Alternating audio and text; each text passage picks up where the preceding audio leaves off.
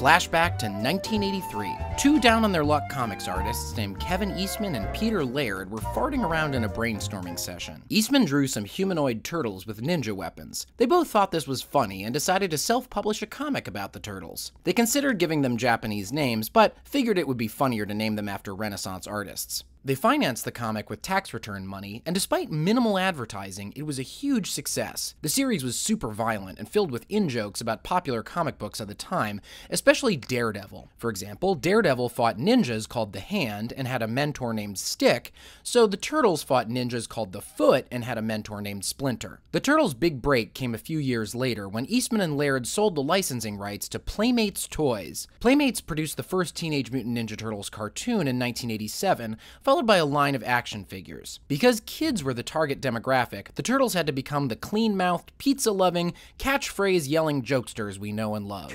Cowabunga! The host of the Howdy Doody show sued Eastman and Laird because he claimed he invented the word cowabunga. Cowabunga! The case was eventually settled out of court. The Turtles became one of the world's most lucrative entertainment properties. From 1988 to 1997, Playmates made more than 400 different Turtles toys and raked in roughly $1.1 billion in sales of them. The first Ninja Turtles video game for Nintendo sold about 4 million copies. Playmates produced 188 episodes of the cartoon series, which was the best cartoon ever. Remember Krang, the alien brain that lived in a robot body?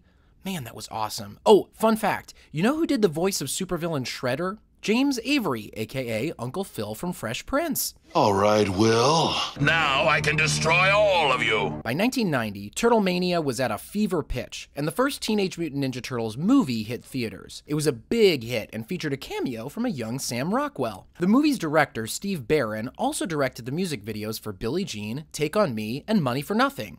God bless the 80s. Also in 1990, Pizza Hut sponsored a live concert tour featuring dudes dressed up as the Ninja Turtles, and it was called the Coming Out of Their Shells Tour. And it was terrible and also amazing. I'm the one they call Michelangelo. Let me kick my story, just say so. 1991 and 1993 brought two more Turtles movies, Secret of the Ooze and Teenage Mutant Ninja Turtles 3, in which everyone travels back in time. Both movies were flops, however, Secret of the Ooze featured Vanilla Ice's Ninja Rap, which remains a totally sick banger. Go Ninja, go Ninja, go! The Turtles have flown under the pop culture radar for the past 20 years, but they've never totally disappeared. They've been in comics that whole time, and there have been various cartoon series, including the current one on Nickelodeon, which features Jason Biggs as Leonardo. Now, am I the leader of this team or not? Oh, and there was a 2007 CGI movie called TMNT, narrated by Lawrence Fishburne.